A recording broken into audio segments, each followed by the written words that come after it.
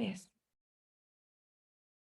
Hi, everyone. Bienvenue. Welcome, and thank you for coming to the 96th event of Disrupting Disruptions, the Feminist and Accessible Publishing, Communications, and Tech Speaker and Workshop Series. I'm Dr. Alex Ketchum, and I'm a professor of feminist and social justice studies at McGill and the organizer of this series. The Feminist and Accessible Publishing, Communications, and Technology Speaker and Workshop Series seeks to bring together scholars, creators, and people in industry working at the intersections of digital humanities, computer science, feminist studies, disability studies, communication studies, LGBTQ studies, history, and critical race theory. I'm so excited to welcome you all. Tonight's event is in partnership with the AdaX HTML Festival, and I encourage you to check out the rest of their programming. But we have a representative to speak a little bit about AdaX and the festival. Yeah, hi everyone. My name is Tyra. I'm the programming coordinator at AdaX. HTML is produced by AdaX, which is a bilingual feminist artist-run center engaged in exploration, creation, and critical reflection in media arts and the digital culture. So for this 15th edition of HTML, we are embracing a reflection of movement, exploring its various interpretation, both simple and complex, singular and plural. Movement embodies transformation. It encompasses physical motion, the traversal of space, the journey from one point to another, yet it also encapsulates broader societal shifts, uprising, political mobilization. The festival will be running till May 15. Please check our website, html.net, I believe, or you could check our website at adax.org. And thank you so much for having me. Thanks. Awesome. Thank you so much for that wonderful introduction. So for folks in attendance, a few notes on accessibility. As the case with all of our hybrid and virtual events, we have CART captioning in English, tonight provided by our captioner, Michelle. You can turn your captions on at the bottom of your screen. Tonight, we have a Q&A option available, so throughout the event, you may type your questions into the question and answer box, and there will be some time during the second part of the event for Dr. Shew to answer them. We can't guarantee that every question will be answered, but we are grateful for the discussion that you generate. We still have one more event coming up this semester. We're collaborating on the event Envisioning Trans Futures, Montreal Trans and Two-Spirit Filmmakers by the Transgender Media Portal on Sunday, June 16th at 1:30 p.m. Eastern Time. You can find our full schedule as well as video recordings of our past events at disruptingdisruptions.com. That's the redirect URL, disruptingdisruptions.com. The other URL is way too long to remember. You can also find our list of sponsors, including Shirk, Milieu, Raketh, and more. As we welcome you into our homes and our offices through Zoom, and you welcome us into yours, let us be mindful of space and place. As many of you know, past series speakers Susan Kite, Jess McLean, Mel Hogan, and Sasha Lucioni have pointed to the physical and material impacts of the digital world. While many of the events this semester are virtual or hybrid, everything that we do is tied to the land and the space that we are on. We must always be mindful of the lands that the servers enabling our virtual events are on. Indigenous communities are disproportionately impacted by the mining practices used for the materials that are used to build our computers and digital infrastructure. Furthermore, as the series seeks to draw attention to power relations that have been invisibilized, it is important to acknowledge Canada's long colonial history and current political practices. The series is affiliated with the Institute for Gender, Sexuality, and Feminist Studies of McGill University. While I'm presently joining you from Dakota lands, McGill is located in Tiohtià:ke, Montreal, on unceded Kanien'kehá:ka territory. Furthermore, the ongoing organizing efforts by Indigenous communities, water protectors, and people involved in the land back movements make clear the ever-present and ongoing colonial violence in Canada. Interwoven with this history of colonization is one of enslavement and racism. This university's namesake, James McGill, enslaved Black and Indigenous peoples. It was in part from the money he acquired through these violent acts that McGill University was founded. We see the activism on campus today addressing the ongoing ways that the university is intertwined with colonial violence. The histories are here with us in this space and inform the conversations we have today. I encourage you to learn more about the lands that you are on. Nativeland.ca is a fantastic resource for beginning. Now for today's event. So I have the pleasure and honor of introducing tonight's speaker. A Virginia Tech faculty member since 2011, Dr. Ashley Shew received a Certificate of Teaching Excellence in 2017 and a Diversity Award in 2016, both from the College of Liberal Arts and Human Sciences. Also in 2016, she received the Sally Bohland Award for Excellence in Access and Inclusion from the Virginia Tech Office of Services for Students with disabilities. Tonight, we will be discussing Dr. Shew's latest book, which is very exciting, and I'm going to turn over the floor to Dr. Shew, but please join me in welcoming our speaker. Thank you.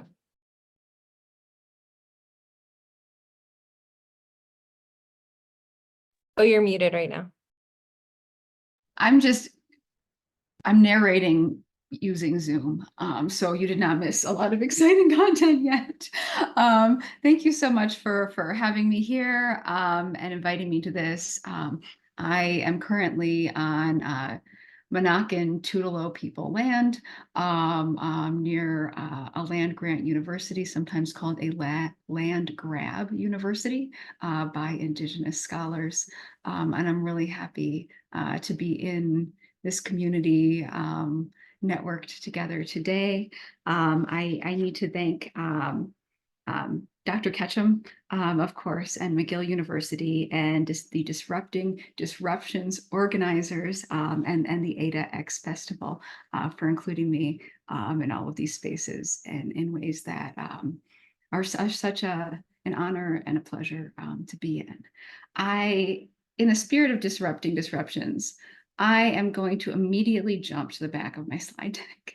I've been thinking about like how to restructure some of this material.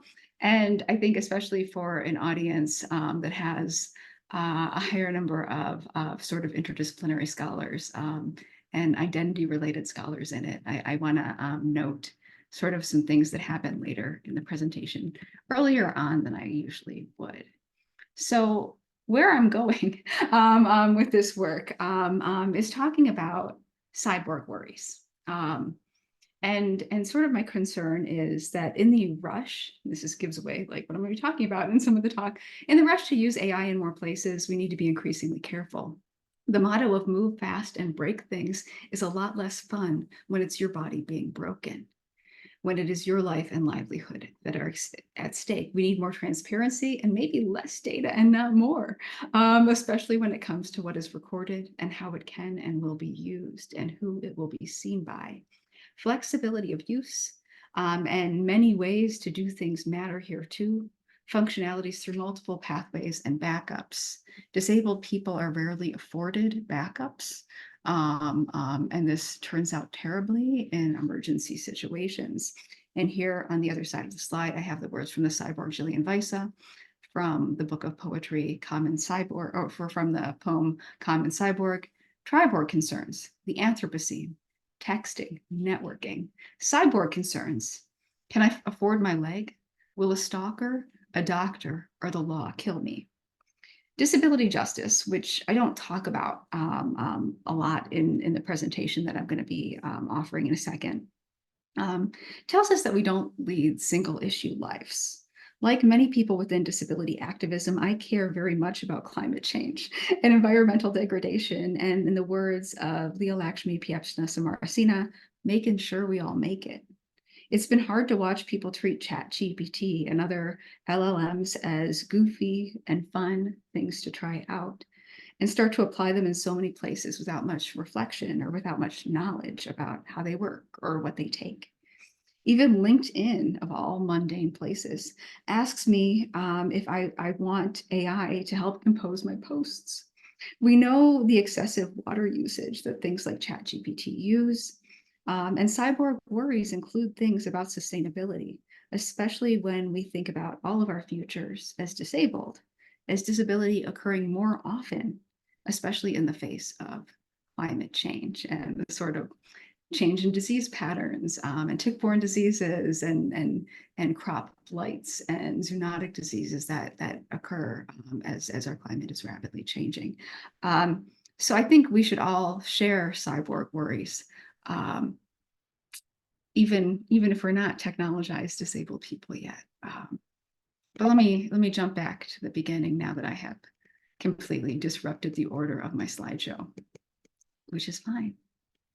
I start here with a slide from Matt Dowell, which says, and he tweeted this, my new medical device says on the lock screen, this device is managed by your organization.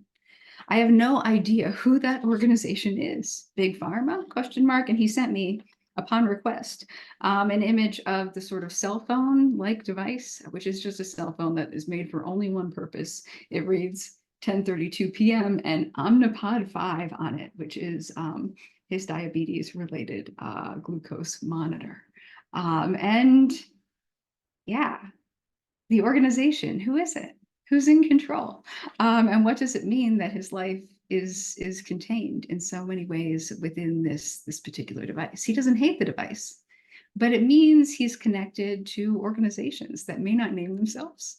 He's connected to healthcare companies. He's involved in a network that involves a significant amount of surveillance, right? This is a cell phone.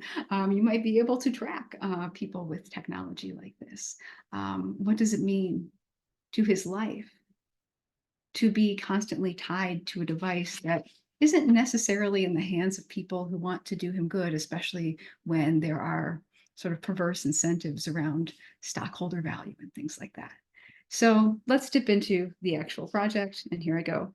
So this is Against Technoableism, Disrupt, Disabled, and Distrack, in honor of some of the tracks that have dropped in the past few days. So I'm speaking about ideas from Against Technoableism in relation to a series of cases that I don't discuss in my book. So this isn't not just like, I'm going to walk you through the book. This is taking material from 2 of my chapters and putting it in concert with some current news stories, current in the past few years, news stories about disability technologies and sort of where they leave us. This is a disability forward presentation, so I ask that you feel free to make your body mind comfortable. Of course, this is also in a webinar format, so you might already have your bodies comfortable. So I don't necessarily need to say the rest of this. I'm going to talk about being disabled. That is the experience of being disabled. Elizabeth Barnes, in her work, The Minority Body, talks about disability as mere difference, even though people often take it as bad difference. I start from the commitment that disability is political and constructed. For instance, amputees have always existed. You can find us in the fossil record, but how our bodies are understood and grouped as disabled is a more recent phenomenon. That blind people, amputees, and people with such far-flung disabilities as bipolar, dyslexia, ADHD, and more all belong in the same category is a more recent idea. Disability is also strongly cultural, which means that I'm not sure how much of what I'm saying will resonate when I talk to people who are from other countries or who have very different cultural experiences than I do. When I say disability is cultural, I mean, for example, that dyslexia wouldn't be a disability or wouldn't be discovered, except where literacy is common. So sort of the grouping wouldn't happen outside of particular like organizations of how things work in daily life today. People are disabled also within a context. That context is historical, cultural, and changing. Disability as cultural means that when we consider disability as a cultural matter, this means that it influences how we treat people, both individually and through infrastructure policies and laws. Some of this might be Disability Studies 101 to some of you, but I think it's necessary to say. Disability is also a natural part of human experience. What we currently call disability is natural and common and part of human diversity. The estimates on the amount of people who would count as disabled sits around 15 to 20%, and disability is, of course, part of every other type of diversity that exists. When I talk and write about some of these topics around technoableism, which I'll define in a minute, I want to admit that I'm very privileged. I'm talking to you all here now, which is indeed a privilege and reflects that. But I'm also very worried about ableism. I'm insulated from some of it by my job and the types of disabilities I have, which are less stigmatized than some others. By the color of my skin, certain presumptions are not made about me that might otherwise be made. And by being a woman and therefore being sometimes freer to talk about disability and vulnerability than I would be if I were socially compelled to be more rugged or masculine. And by my line of work, where I can set my own schedule and make my doctor's appointments, and where being absent-minded isn't nearly so problematic as it might be in other lines of work. But researching technoableism and ableism more broadly I also recognize specific ways in which I am vulnerable, in many ways that non-disabled people don't have to think about on a daily basis. I worry that I'm much more scrutinized, and that I'm much more at risk at say having my children taken away, because I'm viewed as not competent in the same way. I'm worried every day that my prosthetist will retire and I will never have a decent leg again, where I can walk without pain. I worry about appearing too non-disabled and therefore people not giving me supports that I need or use. I worry about appearing too disabled and being judged as unable to do things. I worry about different types of tracking not capturing me correctly or misunderstanding being generated by the data that is taken, or capturing me in ways that limit what I can do and where I can go. Something as simple as a step counter can rule me in or out as healthy or active. And this plays a scary amount of role in whether I'm deemed worthy of particular types of technologies. And I know how things can be taken away or denied or broken and never repaired. This is what a lot of disabled people feel pretty acutely, even though it's a pretty large amount of societal privilege like I have. So the sort of larger project in which I'm operating is, and this is what the book does, diagnose the problem of technoableism. I don't think this is like a new concept I generated out of nowhere because I'm a brilliant scholar. This is a trend that I noticed a lot of people talking about, but just not having a word for. So I think about the work of J. Preet Birdie. I think about some of the work of Liz Guffey. I think about some of the conversations that Crutches and Spice, Amani Barberin has had on Twitter and TikTok. I don't think this concept is out of nowhere. Kim Sauter has also published different blog pieces in the blog Crippled Scholar on this topic. So the problem is something that I think lots of people have and are recognizing, and I'm applying this word to it. And it's a phenomenon where helpers and medical professionals and engineers and other people, frankly, offer their expertise to help disabled people, where ableism is re-emphasized or reasserted through the technological and medical solutions that are offered or that are imagined in the context of disability. This is often wed to the idea that disabled people want particular interventions, maybe without asking them, and that they will be empowered through technology or a given medical or technological approach, with the background assumption being that disabled body minds are broken, suboptimal, inferior, and sort of calling out for heroic help and intervention. And Fiona Kumari Campbell talks about ableism as this trajectory of perfection that shapes our systems of value, worth, and well, nearly everything. It has also shaped your education and who your classmates are and where you're located and what you read and what you know and what you're exposed to. Ableism often includes attitudes and individual biases, but goes far beyond that to infrastructure. So I trace this particular strand of ableism, right? It's a particular ableist approach and one that often goes unrecognized, right? Because, oh, these are people who want to help. These are approaches that might have some promise. So the critiques are often not from the field itself. We act really strangely about technologies for disability. So many technologies get developed where people have pretty reasonable critique and can voice concerns. And we don't have that in disability technology in the same sort of way. People expect technologies for disability to be redemptive and life-changing. We see it in all the sort of media that praises new technology in the context of disability and acts like that's what is needed to save us or make us, in the terminology of Tanya Tichkowski, includable, right? That we're non-disabled enough to be redeemed. And in being perceived as calling out for help, people will often posit different solutions where we might not want them, or for managing us if we're deemed unable to make our own decisions. the AI versions of these things are really scary. And there are dangers in being fit for AI and others in being unfit, being seen and anticipated, and then being unseen or unexpected. And there are, in addition, and this is what we'll loop to in a minute, there are many dangers of having parts of your bodies owned, managed, and maintained by companies or managed care. To be cyborg is to be tracked and surveilled as a regular feature of your life. For a disabled person, whether the development's intentions may reflect particular societal tropes about disability, they often reflect them even when not trying to, because all existing data about the world reflects all the existing biases in the world against disability. We see technoableism reflected in so many media accounts, and take, for example, the work of Bill Peace, also known as the Bad Cripple. And he explains to us, and here he's talking about being a bipedal person, right? Someone who ambulates on two legs. Your typical bipedal person exposed to a barrage of misleading news stories is led to believe all paralyzed people share one goal in life: walking.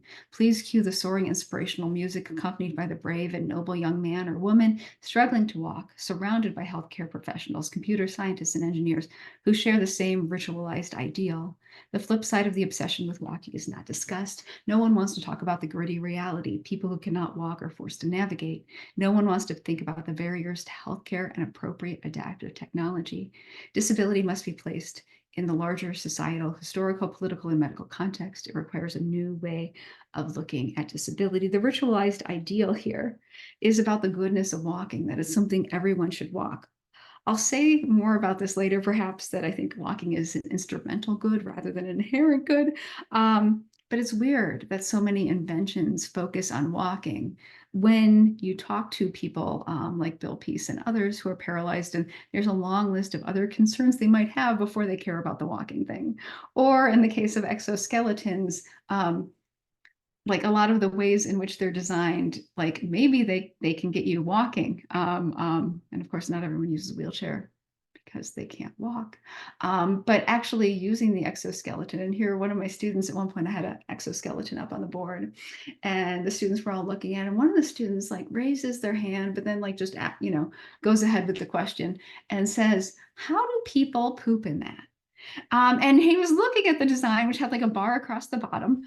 And if you wanted to use the bathroom while you were out and about in your exoskeleton, you would have to go home, take off the exoskeleton, get in your wheelchair, go into the bathroom, use the bathroom, get back in your wheelchair, and then roll back out and put your exoskeleton back on. It wasn't a good everyday device. And just with a student with big eyes looking at it, trying to figure out how you get that thing on and off by yourself, right? Because this is supposed to make us more independent if we can walk. This is not the ideal technology that sort of the designers were thinking about, because they thought the problem was walking and not the fact that everywhere we go is really hostile to wheelchair users and other people with mobility disabilities. All right. I also think here about T.L. Lewis's definition of ableism, right? This system of assigning value to people's bodies and minds based on societally constructed ideas of normalcy, productivity, desirability, intelligence, excellence, and fitness. This could be the list of things that people think they are designing to create: normalcy, production, being more desirable, being more intelligent, being more excellent, being more fit, right? The sort of interventions that we see at our body. And of course, these things are all deeply rooted, as TL tells us, in eugenics, anti-Blackness, misogyny, colonialism, imperialism, and capitalism. And we have more and more interest, of course, in ableism and AI. Right, we have a couple of different reports that have come out in the past few years, and there's a lot of work that highlights racist and sexist constructions of AI. Here I think about the work of Sophia Noble, Meredith Broussard, Rua Benjamin, Damian Williams, and more. A lot of these things are around facial recognition, and some recent work has highlighted ableism specifically. These are a few of the sort of headlines that I've cut out. The Whitaker et al. Paper here details the expected from these problems we know that exist in data sets fed from criminal databases and autonomous vehicles that cannot see wheelchair users or scooters. But the issues with AI go far beyond this. They write about how difficult it is to capture the category of disability because there are so many ways to be disabled. They say the way in which disability resists fitting into neat arrangements points to bigger questions about how other identity categories are mistreated and as essential fixed classifications in the logics of AI systems. So disability really troubles how we categorize, which is critical for most machine learning or artificial intelligence systems. Data gets categorized and sorted, and it's actually really hard to sort disabled people in a way that I think is really lovely, but also fits very well in your theme of disrupting disruptions. These people who were creating what they thought would be a disruptive technology is actually disrupted by the existence of disabled people and can't account for us in the right sort of ways. As a cyborg critiquing AI here, I want to note the cyborg future, as was originally talked about, was about resisting essentialism. And I say originally in Haraway, was about resisting essentialism, especially ecofeminism, resisting categorization, resisting simplification, the way cyborg theory initially developed, and the way Donna Haraway described it was about resisting this sort of simplification, that you didn't have to pick between a binary, that you could be something else, that you could be a hybrid. To have a cyborg critique of AI is to have a critique that pushes back on the notion that we are categorizable at all. Two, I also consider the lived experience of the cyborg body mind, those of us who are already technologized due to our disabilities, know more about living with, depending on, and negotiating the world through technologies than non-disabled people do. We know the dangers of power outages, our lives at stake if we use ventilators or other equipment, facing inconvenience if we have parts that plug in. Our lives are tied up with the technological in non-trivial ways. So we can have this idea of disability and about being hybrid as sort of resisting easy categorization. But also when we talk to people with cyborg body minds, with disabled body minds that are using technology, we're much more vulnerable in a particular context and being tied to grids, being tied to particular systems of maintenance that often let us down.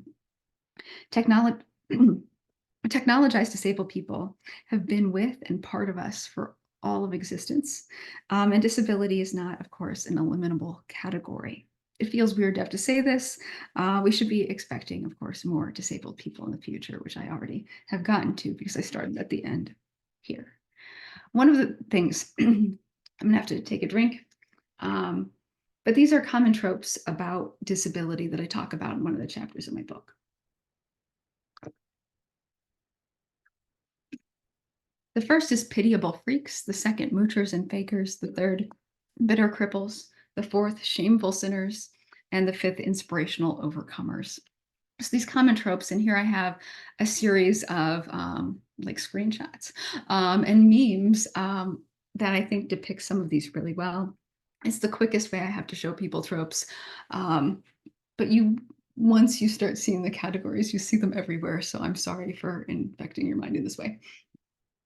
The first one is pitiable freaks. And here I have this image of a Black boy in a white suit holding the hand of a power chair user.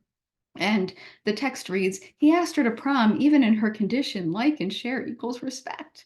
Right. So what are disabled people good for? Oh, we should pity them and give them pity prom dates and then be celebrated because we're the heroes of disabled people. We help these pitiable people.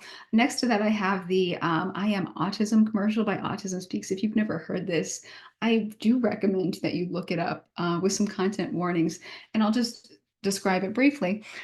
This commercial, which was televised by Autism Speaks before a whole bunch of autistic self-advocates said that might not be such a great idea,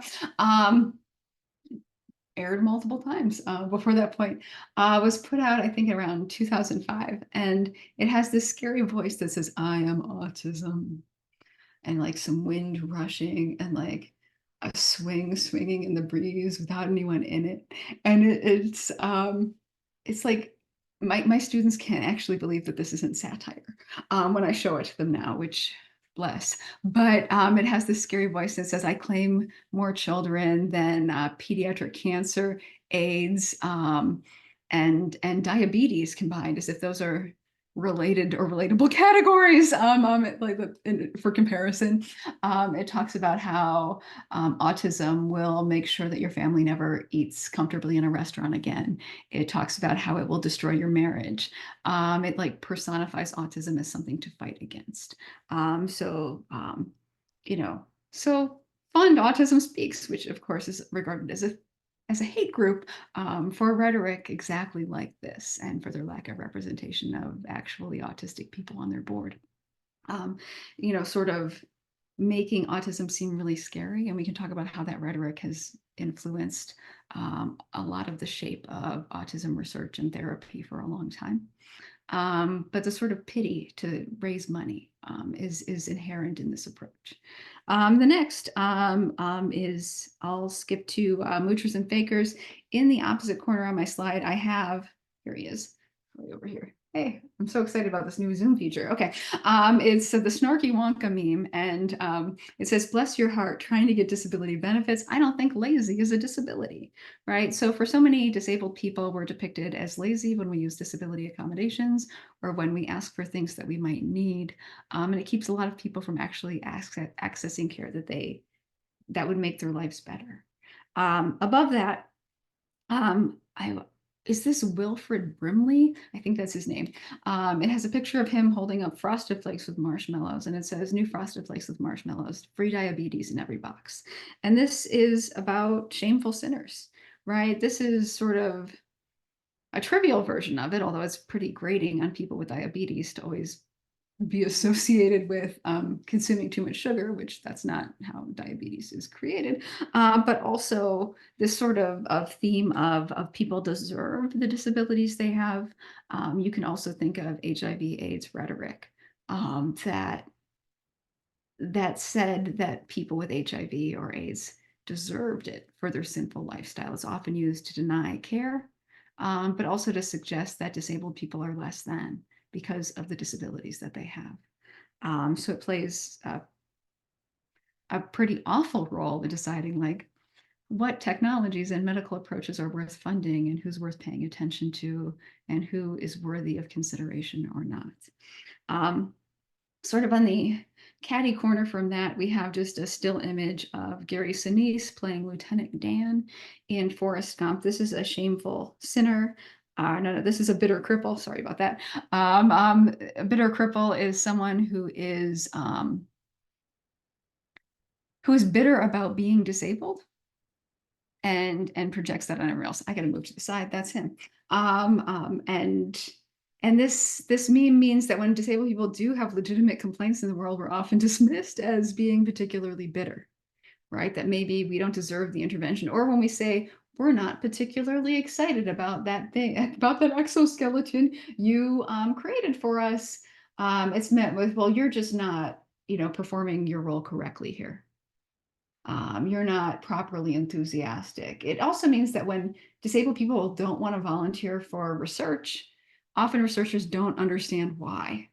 And are like, well, those disabled people just don't care about making their own lives better, without realizing that a lot of disabled people are recruited to a lot of research that will have no end, no payoff, and no like literal pay for the disabled people participating in it. And then we're supposed to be like grateful to be included at all when it takes our labor and our frustration in terms of providing feedback on research.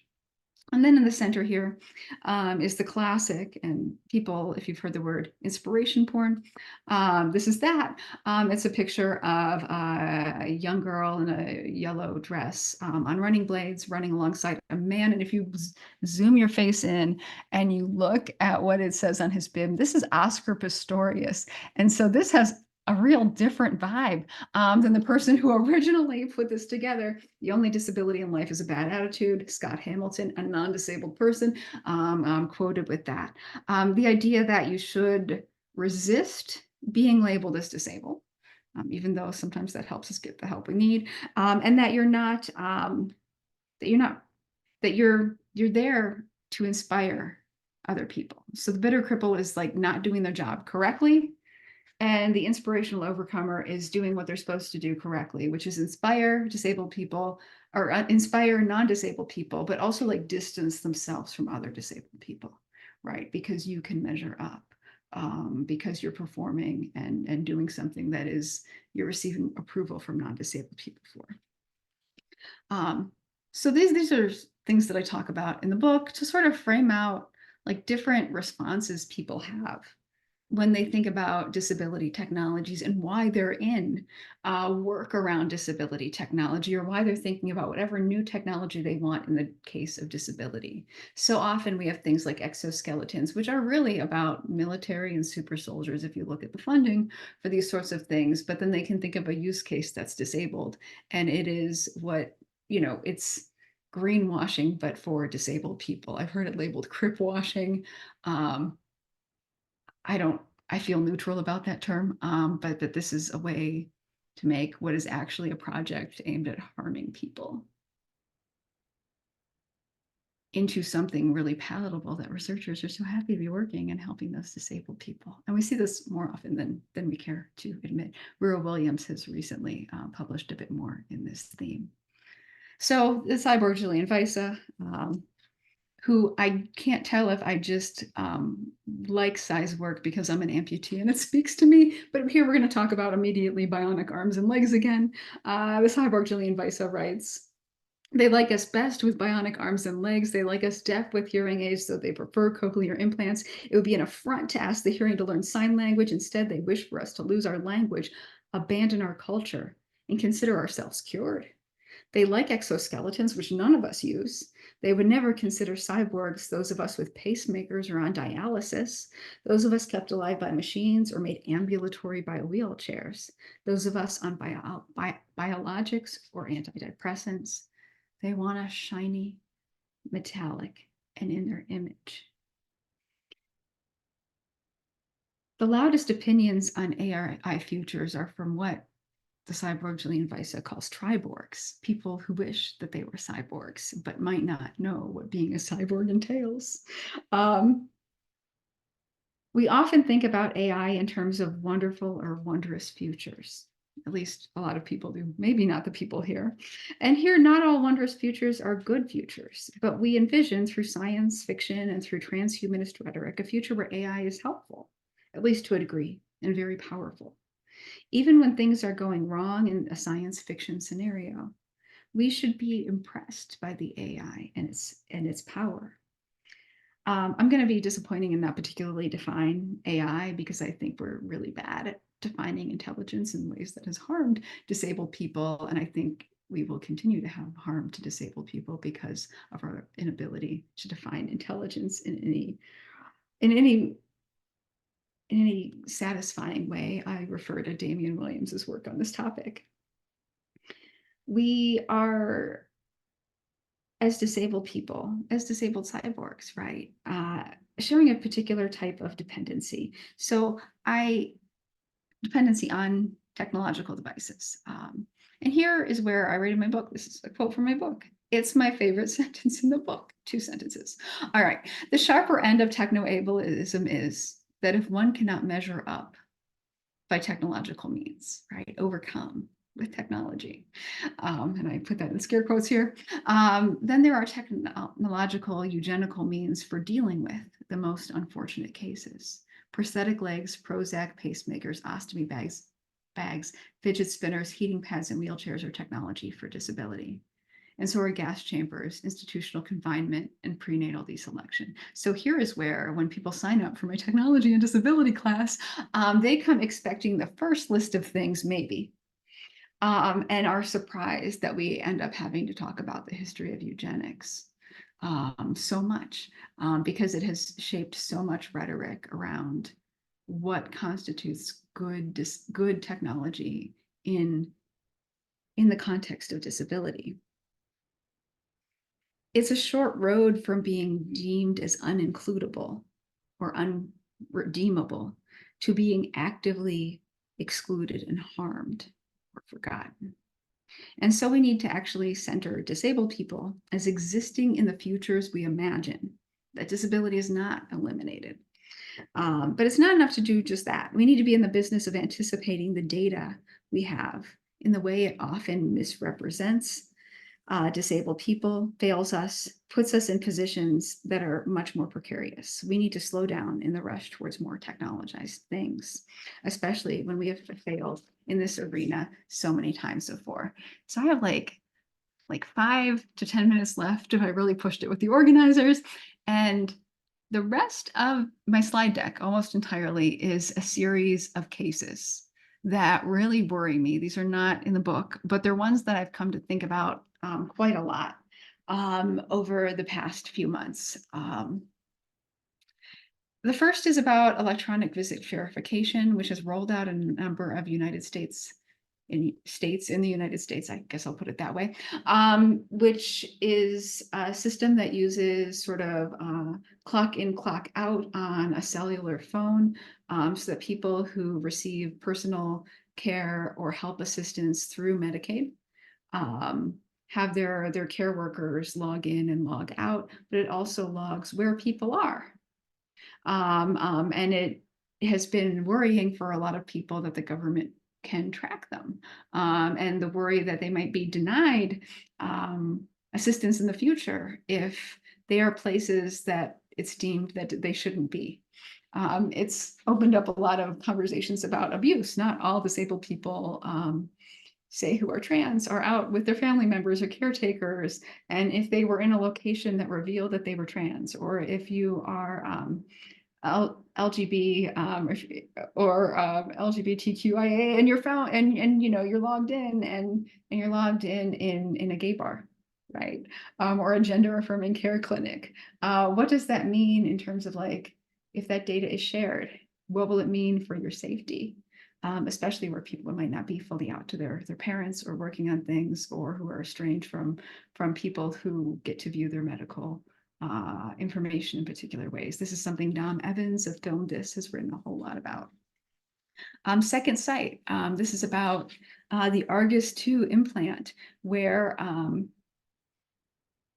350 blind people were implanted with this implant, and the company was not doing so great, and they cut service to the implant, and they didn't tell anyone who had it implanted in their head, and it like snapped off for some people. One person was crossing the street, and it allowed them to see dark and light, which matters if you're crossing the street, of course, but the sort of dangerous situation, and of course with the company having financial difficulties and not supporting it anymore, people have retinal implants implanted in that they can't get removed very easily, and no funding, of course, from the company to have the implants removed. And now they can no longer get head MRIs because having the implant, it's metal and you can't go in an MRI, otherwise it'll shred up your brain. Okay. So and there's no like recourse for a company that has folded here. There are cochlear implants that are made to go obsolete. One such model was sold by a US company as a reduced cost thing to the Indian government, who then implanted them in the heads of kids. And then the company decided, oh, we're not going to support this anymore. And a lot of these families were lower income, and they had no way of getting the cochlear implant replaced. The particular investigative reporter, Michelle Friedner, who worked on this case, talks about planned, not obsolescence, but planned abandonment, right? Where you are leaving disabled people who took your product in a worse off condition than before. And some of the one of the interviewees was implanted at age 4, and it's now in the story is age 8, and his family is worrying over their ability for their son to continue to communicate, because he has not learned any sign language because what was provided was the cochlear implant. So sort of struggling over what that will mean. There's the Dexcom outage of 2019, where over a Thanksgiving weekend, when people traditionally overeat, a whole bunch of wearable glucose monitoring no longer synced or provided information, and a couple people were like close to comas when this was figured out, and it took several days to get the system back online. There's the case of a brain implant that worked really well, right? Someone participated in the research, and a brain implant that helped someone who had chronic seizures. It was forcibly removed, even though it worked for her. The company doing the research said, well, it didn't work for enough people, so we're not going to continue to work on this brain implant. And the person who it worked really well for wasn't given an option and had it taken out of her brain. And you know, she talks about how much this device did help her. So in the case of something where, oh, we're volunteering for research, good. Oh, we found something that helps us, great. Oh, you don't get to keep it. And Rita Leggett talks about how it has ruined her life. We have the Spectrum 10K controversy, where autistic people maybe don't want to give swabs of saliva to have DNA samples to collect a database of autistic people because of worries about how this data will be used, because often the way data has been used and weaponized against autistic people is not great. There's surveillance in AI and surveillance AI in education and hiring. There's been a lot more coverage of some of these things because it's a worry for a lot more people than disabled people. But there have been a lot of different cases of AI, like test taking software and AI grading software really harming sort of disabled people. And this sort of automatic exclusion from jobs. So what I'm saying is your cyborgs have reasons to be afraid of techno-ableist AI. So many of these technologies are sort of developed in ways that that don't appreciate that disabled people when we work with companies. And a lot of us do or have to. You know, I am wearing hearing aids. I guess I have a choice in wearing the hearing aids, but what it means to wear them is that, like, I'm currently Bluetooth to my phone. And what it meant when an Amber Alert went off today was that I heard like a screaming noise in my ears for 2 minutes while I like was looking around at everyone else. Like, do you guys hear this? You know, these sorts of things that like automatically bring things our way or take them away have huge impacts on our lives. So because disabled people are often second-class citizens in many ways, right? Our movements are restricted, our access is restricted. I can't immigrate somewhere else as a multiply disabled person. It means that this constant added extra scrutiny and surveillance, especially in corporate and governmental contexts, makes us extra vulnerable. Tropes around fakery influence a lot of the ways systems of AI are deployed in the context of disability, like EVV, electronic visitor verification, and benefits assessments. Tropes around bitter and pitiful cripples mean that paternalism is seen as more acceptable in the context of disability, including digital paternalism, in ways that we can see like influenced in even social media, where for a while TikTok was suppressing videos that had the word disability in them.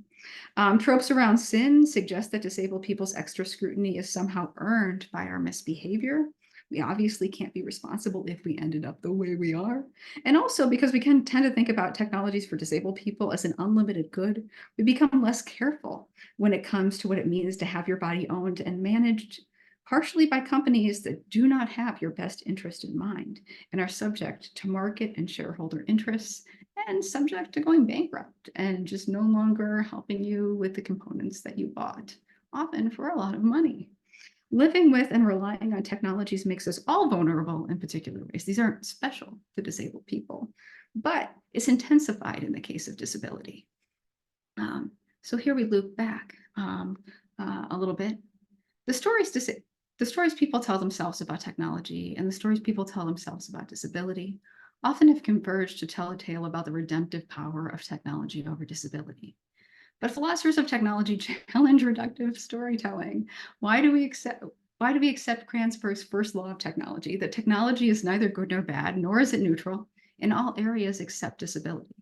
Disability, like technology, is political and socially shaped. In our exclusion of disabled people and a sort of accepted higher level of scrutiny and surveillance and less agency given, we place disabled people with technologies in more vulnerable positions with our ignorance. And here we are. Tri-board concerns, the Anthropocene, texting, networking, cyborg concerns. Can I afford my leg? Will a stalker, a doctor, or the law kill me? All right. Thank you. I'm going to stop share so that I can see things on my screen again. Although it's been very fun to work the new Zoom control. Wonderful. Thank you so much. I really appreciate that. Not only did you talk about many aspects of your book, which is a fantastic book, and I think will be so useful in classrooms as well as just to share within community and outside of community, but also that you expanded upon your book and presented different case studies. So I really appreciate your presentation. For folks who are in attendance, we welcome you to write your questions in the Q&A, and we'll go back and forth and read them aloud so our speaker can answer them. But while we're waiting for folks to write their questions, I have one to kind of start with. So I was wondering, this text is also quite approachable to folks who are involved with disability studies on a lot of different levels. And I'm wondering how you made the decisions of how you structured your book to invite different communities into this conversation of technoableism. Yeah, so what's great about working on technology and disability is there's so many different disabilities and so many different technologies that I feel like this book could be as long as I want it to be, or be rather a lot shorter. And this is sort of in a short series. So it's a 40,000 word book, and is meant to be sort of legible in a shorter form. So particularly in this book, I look at technologies around walking.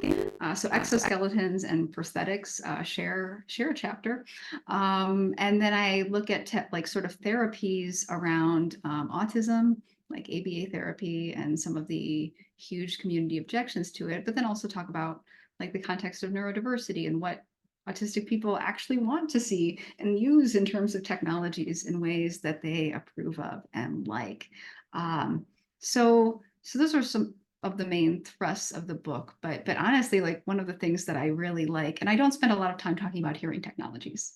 And one of the reasons I don't, even though, I'm hard of hearing, is because there's such good research around hearing technologies that Jay Preet-Verdi has been putting out that is right in line with sort of the overarching concept that I'm working with technoableism, that I felt like a lot of that was covered. Also, there's like a whole lot of work in depth studies about cochlear implants over a long period of time that I don't think we need my voice added to it. So one of the lovely things is I get to talk about so much of the research other people are doing because this is sort of a big tent of categories. And I try to, because it's in a trade publication, I was also forced to do a lot of talk about language and explain like just a lot of sort of disability studies basics. So I did that. They wanted me to, and I did it. Woo. So sometimes you write parts of your book that are, because other people want to see them and not necessarily because it's your favorite thing to talk about. I'm more interested in sort of the trends that are happening in the disability community. This work comes from reading a lot of disability memoir, which is really engaging stuff to read. So I actually really enjoyed writing the book, but don't tell anyone. They'll just boo me. Thank you. For folks in attendance, please again write your questions. Or if you're like wanting us to know that you're writing a question, you can just write like writing or something like that. I also welcome Esley if you have any questions, or Tyra. I have more, but just in case you do. No, and if you're thinking about a question, I'm very scary. So I'm standing here in my kitchen, it's and also if you just want to share things about the technologies you use, it's always interesting to me.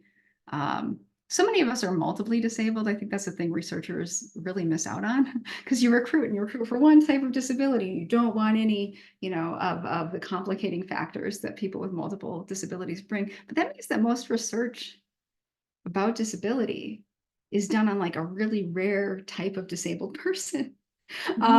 Because even if you have one, you're more likely to acquire others more quickly in your life too.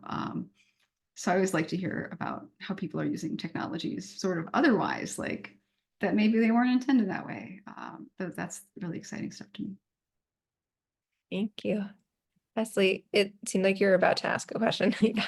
I do have a question. That was actually a really interesting point, and now I'm thinking about a billion other things. But I have a question about the idea of consent when it comes to medical procedures that use technology, and kind of the idea that medical professionals might kind of push individuals towards the idea of using tech reliant, so quote unquote solutions for disability, and perhaps there's implications of access to certain resources for certain communities who might not be able to have different types of ways that they can be supported.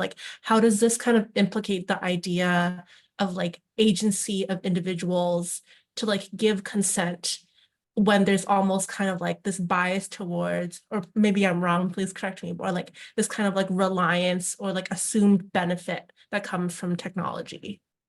Yeah, I mean, I think one of the things that I keep having conversations about is how people need backups and training on the backups. Because so often we're given a prescription, right? If you're in the case of like a prosthetic device, but also other things, wheelchair prescriptions, you're given one thing. And usually our systems of whether you're part of a national healthcare system or part of an insurance system, they don't want to afford you a backup. Right. I think that's actually really problematic. So, and oftentimes the first time you're picking out something, you're doing it without community knowledge. So a lot of people acquire disabilities. That's not true, for people with congenital disabilities who grow up in a particular system who might have a different experience here. But for so many people with acquired disabilities, you might not know anyone with a disability you have. Even for people with congenital disabilities, you might not know a lot of people to compare, to see what they're using. And I feel like the best things I've learned have been from other community members. And yeah, I mean, the idea that you get agency, I mean, agency is great, but also sometimes the choices are, do you want this shade of gray or this other shade of gray on your walker? It's not a real agency because you're not actually getting to try things out. One of my friends, this is Elizabeth McLean, who works at Virginia Tech with me, was going to get a walker. It was time for her to get a walker. And I'm short. And I was like, here, try my walker. You're going to love it. She had been on double crutches and decided it'd be nice to be able to carry more things around. Frankly, the basket's really lovely on a walker. It was going to be functionally better. But she's tall and I'm short. So I give her my walker and she's like, oh no, she'd had spine surgery. So the being short or tall actually really matters here. And she got taller after the spinal surgery. And there was no place she could go and just test walkers. Right? And then she was trying to ask for a prescription for a walker, and they were just clueless. Elizabeth's been in disability community long enough to know that they were not giving her options in terms of walkers. She didn't need a place to sit down. That wasn't the problem. So many walkers have the seats. What she was looking for, she ended up finding it, but she ended up finding it by reading a whole bunch of reviews on Amazon. And looking at using a measuring tape and doing all of these things that no medical professional had ever done and didn't know what to do. It's often really disappointing, and we have really good data. So Lisa Iazeni, I don't know how I'm butchering her very Italian last name, is a researcher at Harvard, a wheelchair user. And during the pandemic, she did different interviews during the pandemic's still going on. During the early years of the pandemic, she did a whole bunch of Zoom interviews with doctors about their sort of perceptions about patients with disabilities. And because she was doing these on Zoom, they actually told her what they thought because they didn't recognize that she was a wheelchair user. And the data she got is essentially that most doctors are not thrilled to have disabled patients, and that they really would prefer not to because they feel like they don't have enough knowledge. And that's true. But also, I love the quote about autistic people. Once you've met one autistic person, you've met one autistic person. Education here, has to look like actually working with your patients over time and not necessarily a quick lesson in med school that would make people feel better about this work. And also just listening to your disabled patients who know a lot about their bodies. So the sort of hesitation to even take disabled patients on was part of some of these conversations. And that was really, I think a lot about that. Yeah, they don't know, and they don't really want to deal with us. So the information that we're getting, like our agency, what does it mean in the case where the information, especially in the absence of community, is so paltry? Yeah, that's really interesting. Like, I think with the whole idea, like embodied experience that you were just talking about, like how disabilities can intersect, like if the person like had the spinal surgery and she's like taller, and that's just like, you don't expect that perhaps because you've never experienced that before, but that also just shapes like how you experience your body and like what you need going forward, and how there's not really like a one size fits all answer, obviously, but that's really interesting. No, and even I'm obnoxious as a disabled friend. I'm like, you're gonna love my walker. You gotta check this out. But she has a different body than mine. It doesn't feel good in the same way either. And so often we think, oh, you need the device. Here's the best one of these devices. Often the best is just the most PR or more expensive. I think about, and I talk about in the book, you know, Hugh Hare at MIT Media Lab, who has this giant center for bionics. He has this quote about how he doesn't see disability, he only sees bad technology. And he has these ankles, and I always remember, I try to keep in mind, Hugh Hare is trying to sell me his ankles. I'm an amputee. These ankles have been on the front of Wired and Popular Mechanics, and he's gotten so much press with these biome ankles. And so I struck up a conversation with my prosthetist, and I was like, what do you think of those biomes? And my prosthetist laughed, and he's like, if we stuck that on the end of your leg, you'd walk worse, not better, because it's heavier and you need so much core strength, right? Of course, this was developed in VA clinics where you have people who are generally pretty physically fit, if we're talking about newly disabled vets. So putting it on me wasn't going to do us any good. And I would have actually, my gait would have been funkier as a result of wearing this computerized device that I also like can't get wet. That Hugh Hare brags about, like how he can reprogram his knee or his ankle as much as he wants. And I think I hate when my computer's upgraded. Why would that be a good thing? Like an upgrade every day, count me out. I've had Apple products for too long. I know that the upgrade isn't always better. Even though I really enjoyed our new upgraded Zoom features, they seem a lot more trivial to have a different way of showing your slides on Zoom than a lot of disability technologies would be in our lives. Thank you so much for that response. Our audience today hasn't been writing in questions, but that's okay because, we literally just got one. That was perfect. Okay, so an anonymous attendee writes, thank you so much for your presentation, and I loved your book. I'm a student with multiple disabilities, and I'd love to pursue their graduate studies, but sometimes I feel really deterred by the lack of accessibility in university environments. Do you have any words of advice or encouragement for folks like me? Yeah. Validation, more than words of encouragement. It's bad out there at a lot of universities in terms of physical access, in terms of sort of the way in which you're tracked. And I know a lot of services for students with disabilities, which I have, you know, friends in the service, as we might make up and say. I always find them really weirdly bureaucratic in how a lot of disability accommodations have to go. And I feel like often they misunderstand graduate students a lot more than undergrads too. So even when you have disability services very functional at the undergrad level, I know that it can be real hit or miss for what accommodations a person might need for graduate school. So I think about, like, so you have these big exams, the prelim, your proposal defense, if you're in a PhD program, like all of these things aren't necessarily things that people in disability services have experienced. So thinking creatively about them means that you have to do so much work to explain what is needed and what might help. And a lot of times graduate students are also treated as employees. This is true at Virginia Tech where I work, but also sort of some of the other places in the United States that I know of, where if you need disability-based accommodations for your education, you go to the Services for Students with Disabilities. If you need workplace accommodations as a graduate research assistant or graduate teaching assistant, there's a whole other office that all the other faculty and staff use. So you're doing actual double duty as a graduate student, having to like go through often different sets of paperwork based on the same disability to please each of these offices, which often don't talk to each other at all. So it's tricky. I would encourage you still. I think there's space in a lot of fields, and I wish for more disabled people in the academy so that we can transform it together. But I have a hard time sugarcoating, what it is I see, because I work with lots of disabled students, some of the things and some of like almost comical situations that they end up in just because of misunderstanding or weird expectations about what particular types of disability mean.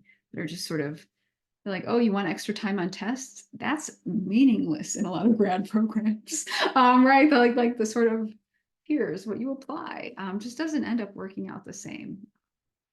Yeah.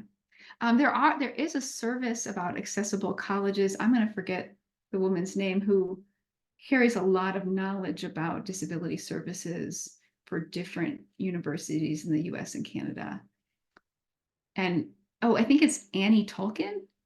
She has a whole business about like advising around disabled students going to college. A lot of it's undergrads, but I know she has some grad students too and could tell you more generally about some of these places as well. And she's the most knowledgeable person I know about like cross comparative if you're looking for placement in a place that will be friendly to you. Thank you so much for that response. And for everyone else in attendance, please continue to write in your questions. Just to kind of bring in some of the themes, since this presentation is not just part of the speaker series, but also tied to the arts festival happening. The kind of final portions of your book look at resistance, but also accessible futures. And I'm wondering if you can speak to the role of both creative practice and art and creativity, both in resistance and these imaginings of possible futures. Yeah, I am really excited by the work of a lot of disabled people who are in music and creative writing. And I remember when the Deaf Poets Society put out the #CripsInSpace issue that had artwork and poetry and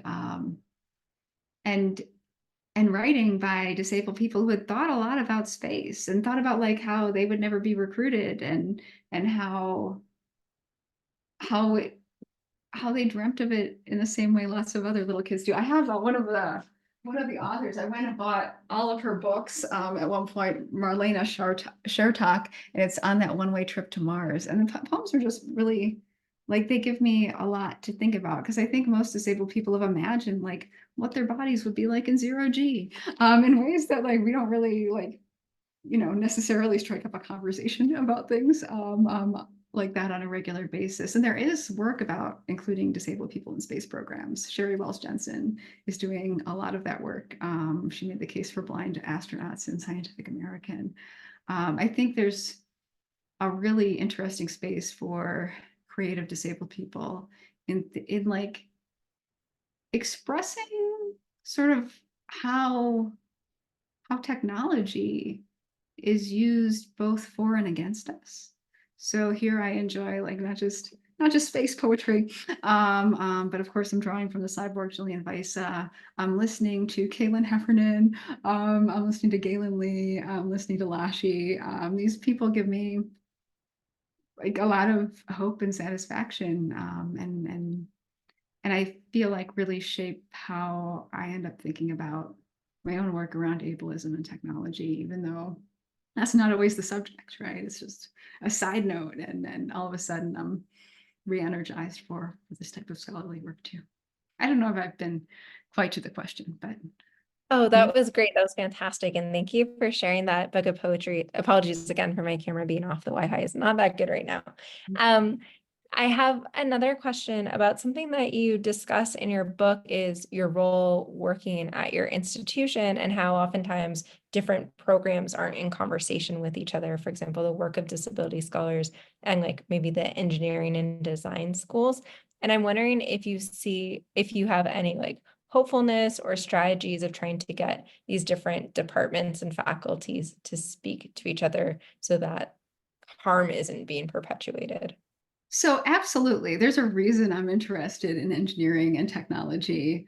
I have an interest in bioethics. I don't do as much work around doctors and medical professionals because I feel like engineers, you tell them new specifications and they can go forward with that.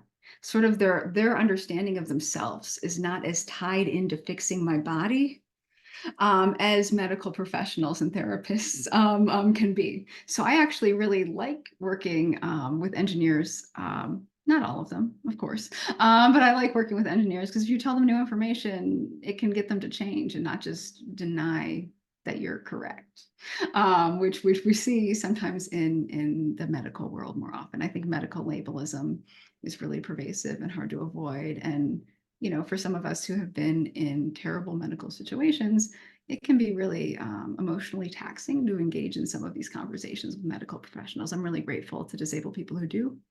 But I am spending most of my career with engineers. I also have found I really like working. I found a couple of good collaborators in construction engineering, and they're really excited to I have a grant from the Mellon Foundation, the Andrew W. Mellon Foundation, to work with a team to do a series of other things. But my work on it is I'm paying consultant rates to disabled people in my community to advise and offer feedback on engineering and science projects locally. So we're able to actually use people's own names because they count as consultants. They can be thanked and acknowledged in the future. I think one of the bad things about making disabled people into human subjects all the time is that we get erased and non-disabled people continue to be experts about us instead of us being like recognized for what we brought to a project, sort of, and thinking about epistemic justice. So we're getting to do a whole bunch of trial runs and hopefully like intervene on like disabled research more broadly to move away from human subjects models that prey upon disabled people in many contexts. So yeah, and I think about some of the memoir that I've read. There's this one memoir where someone who's paraplegic is talking about working with engineers and how the engineers were really focused on the task that he wanted to do. And the task was use the dampening pedals on his piano. He had been a great piano player. And how like it was great to like after having spent so much time with medical professionals, how wonderful it was to work with engineers who didn't necessarily feel sorry for him. They had a practical problem ahead of them. And like he talked about it as like like a healing experience almost that people were not like, he wasn't asked a whole bunch of questions about his body, just like, can your feet move or not? And that was the end of the conversation. No one asked what had happened to him. I think there are demographic factors. This was a white man who was talking to other white men that probably played a role in that. But that it wasn't, people weren't sad for him, right? In doing the work in the way that a lot of the medical professionals were. Thank you. And that Mellon project is so exciting. How many years is the project for, like the initial grant? So it's 3 years. We're about a year in. We also get to bring in artists who do disability justice work. We'll have some really exciting people coming out. That's being held up by my colleague Elizabeth McLean. That's sort of half of the grant. And we also have some like community gaming, so tabletop role-playing games to make cognitively accessible materials so we can all play together is sort of another thrust of the grant. I'm not in charge of that, but this research consulting is what I am heading up. And yeah, we're gonna do some more runs. The ones that we've done so far, we've done one with a computer scientist and her lab, and one with a construction engineer in her lab. We have another one coming up with sort of a construction company that is like building housing around disability.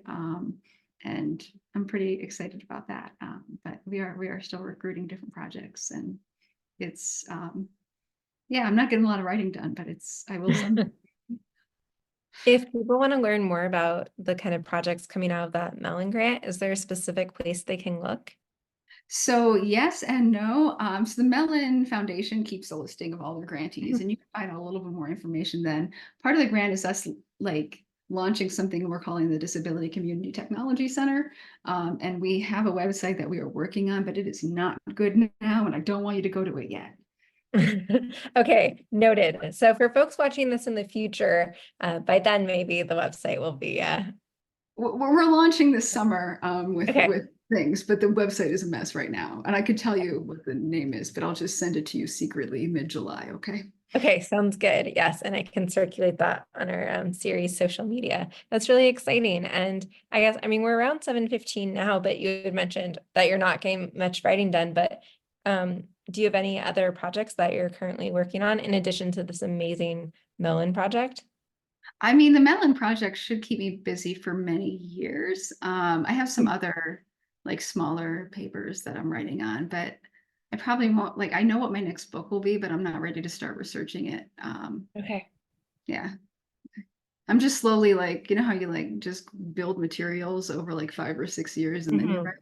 I've just Sure. started the process of keeping papers, and we'll see how that goes. But it'll be more historical, the next one that I do, Okay. around the type of amputation I have, because I think it's a Okay. really interesting amputation. My foot is on backwards and serves as my knee. Okay, see how that's interesting? Yeah. And it was developed in 1929 by a doctor who would later work for, well, he was German in 1929. And so he worked at a whole bunch of Nazi rehab hospitals after he developed this really cool procedure for post-polio people. And then it got picked up in the 1950s and was used for people with bone cancer and different types of congenital limb differences. It's going to be a great story, but I'm not there yet. Awesome. Well, thank you so much. We actually got another audience question. Oh, we got two more. Now people are like, oh, it's about to end. They got to write it in. Okay. So, Ashley, did you want to read the first one? Yeah. So the question comes from Samantha, who says, I'm getting your book. Thank you for your presentation. How do you think psychomotor and chronic disabilities are differentiated between psychosocial ones and the tech innovations? What kind of bias do you think exists?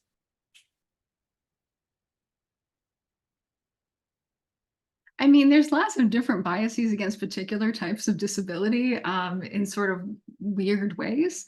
So it's actually hard to like talk about, I think, these categories like broadly, at least for me. I don't know that I know enough to know where different disabilities like fit in between these two, especially because a lot of things overlap. I really like the work about like body minds that Margaret Price just put out. She just put out Crip Space Times. You guys got to buy that one. Where to talk about body minds is to recognize what a lot of people in disability studies do, that like your physical disabilities affect your mental health and your cognition. And, you know, when people are fatigued, they don't think as well either, or think more slowly, or sort of bend time in various different ways. And then a lot of times different mental health conditions like manifest themselves on your body. I do think there are particular types of labels that make people treat disabled people worse. So I think about how people with borderline personality disorder are really treated horribly in our psychiatric system, psychiatric system. I don't know the words. Also, I have chemo brain, and and my Adderall is worn off at this point in the day. So I will forget words at this point, and that's just part of it. Yeah, I don't know that I have like a great answer between those two categories. Sorry. Thank you. Well, maybe we can end on this final question, and like, as you wish to speak to it. An anonymous attendee writes, what are some exciting technology enhanced features you're imagining for disabled folks to counter the concern in cases you shared at the end of your presentation? Yeah, I mean, when you get disabled people into design spaces, we make really cool things and we share those things with each other. And a lot of times they're not super commercializable. Here I think about weighted blankets, right, which are taken from the autistic community, and lots of people use them now. And they are commercialized, right? You don't have to pay someone to make you a blanket with weights in it anymore. But like, this isn't like considered like revolutionary be in the same way it really should be, right? It's a great technology with all of these like disability and non-disability related uses, and it's not for everyone. Not everyone enjoys a weighted blanket, but I think about like what we share for each other. I also think about like environmental changes as being something we share for each other. So yes, weighted blankets kind of change your environment, but I've been thinking a lot about like toilet design recently, inspired by a group of I've been meeting with 2 engineers and a space anthropologist talking about disability technologies, both for space and on Earth. Because when we recognize that all astronauts are disabled, although they won't let you call them that, right? They're in a place that's not their environmental niche. They're having to move in different ways. And I think about Sam DeLeve, who is a wheelchair user, who announced the Crips in Space issue of Deaf Poets Society, like demonstrating how they fly around their kitchen on wheels in ways that make them much more akin to moving like an astronaut than most bipedal people would be. So I think there's a lot of really exciting creativity, and it's not necessarily about fixing us, but about like working with the environments we have to modify them to make them more hospitable to our bodies. That's sort of like a broad answer. You might be asking for something more specific. And I have some ideas, but I'm still baking them with some engineers and a space anthropologist. This is Justin Walsh, who does fantastic work on the about the International Space Station, and we've been having fun talking about these things. Very cool. Well, thank you so much for your time. We want to be mindful of your time and that of the people in attendance. Thank you to AdaX HTMLs or HTMLs Festival. Thank you to our captioner, Michelle. And thank you, Esley, of course, for running the tech. And I encourage you all to continue to come to our events and check out our recordings of our past events. Thank you all so much for being here. And I hope you have a lovely evening. Thank you. Thank you so much.